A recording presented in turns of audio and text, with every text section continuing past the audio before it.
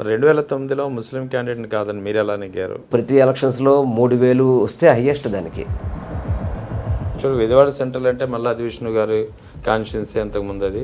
2024లో మీరు సెంట్రల్‌లో పోటీ చేయడం అనేది మీ విజయరాయన డిఫరెన్స్ ఆఫ్ ఒపీనియన్‌కి దారి తీసిందంటారా? నేను కొంచెం ఆవేదన చెందింది వాస్తవంగా అయితే కనుక.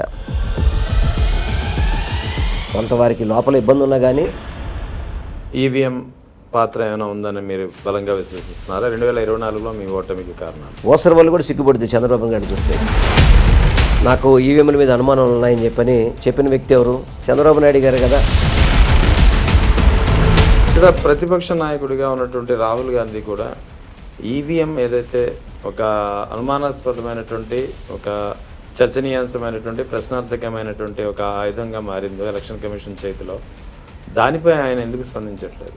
అధికార పార్టీని టార్గెట్ చేయాల్సి పోయి చంద్రబాబు నాయుడు గారికి మేలు చేయడానికి పనిచేస్తుంది తప్ప చంద్రబాబు నాయుడు గారిని ప్రశ్నించడానికి కూడా రాహుల్ గాంధీ గారి పార్టీ ఆంధ్ర రాష్ట్రంలో పనిచేయట్లేదు. వెస్ట్ బెంగాల్ వర్సెస్ ఏపీ అన్నప్పుడు రిజల్ట్స్ తర్వాత 2 చోట్ల ఈవీఎంపై ఆరోపణలు ఉన్న పరిస్థితుల్లో 2 చోట్ల అప్పటి వరకు ఉన్నటువంటి అధికార పార్టీ కార్యాలయాలపై దాడుల గురించి. ఇప్పుడు చంద్రబాబు నాయుడు ఎక్కడ మంచి చేయడు కదా, చెడునే ప్రోత్సహిస్తుంటాడు.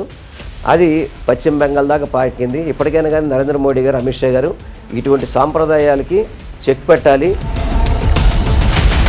వైఎస్ జగన్ వర్సెస్ విజయ్, ఈ ఇద్దరి మధ్య ఉన్నటువంటి సామీప్యతలు. ఇప్పుడు మన ఆంధ్ర రాష్ట్రంలో దమ్మున్న నాయకుడిగా జగన్మోహన్ రెడ్డి గారు, తమిళనాడులో అదే మోడల్ వెళ్తున్న వ్యక్తి విజయ్ అనుకొని మనందరూ కూడా భావించాం. ఈ దేశంలో జగన్మోహన్ రెడ్డి గారు ట్రెండ్ని కొనసాగిస్తున్న వ్యక్తి విజయ్ అని చెప్పని నేను భావిస్తుంటాను. విజయ్ ఆయన సినిమాల్లోంచి పార్టీ పెట్టి ఎంట్రీ అయ్యారు. ఇక్కడ ఆంధ్రాలో జనసేనని పార్టీ పెట్టి నాకంత అనుభవం లేదు కాబట్టి చంద్రబాబు నాయుడు యొక్క ఎక్స్పీరియన్స్ అవసరం రాష్ట్రానికి అంటుంటారు. ఇదంతా చూసినప్పుడు ఇక్కడ జన సైనికుల నుంచి కానీ, కాపుల నుంచి కానీ జనసేన నీపై ఒత్తిడి పెరిగే అవకాశాలు ఉన్నాయి కదా. ఈరోజు నాకు అనుభవం లేదని చెప్తున్నాడంటే సిగ్గుశరం ఉండాలి అసలు. అలాంటప్పుడు అటువంటి వ్యక్తి పార్టీ ఎందుకు పెట్టాలా?